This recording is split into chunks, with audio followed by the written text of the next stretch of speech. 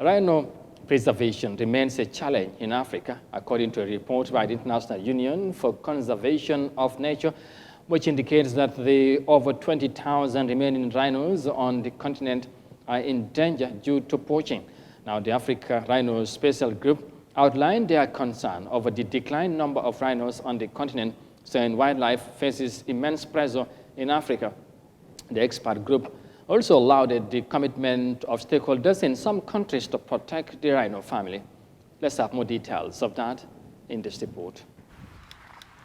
Africa's rhino population remains under pressure, and illegal wildlife trafficking has been attributed to their drop in numbers. That's according to the International Union for Conservation of Nature's African Rhino Specialist Group's latest report, which shows that there are just 22,137 rhinos left on the continent. That's compared to a population of 23,562 rhinos recorded across Africa in 2017. This decline in the number of rhinos has alarmed conservation groups. Yeah, I think it's concerning. Wildlife in general is under increasing pressure because of anthropogenic or, the activity of people.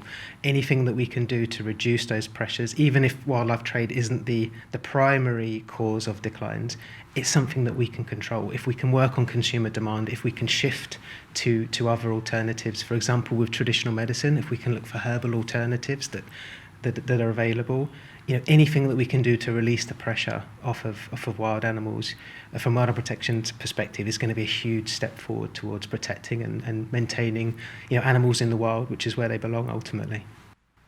According to the latest findings, the number of white rhinos in Africa dropped by 3.1% to 16,000 animals at the end of 2021.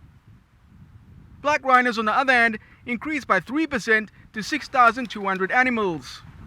Some countries are now involving many stakeholders in the management and conservation of their rhino populations.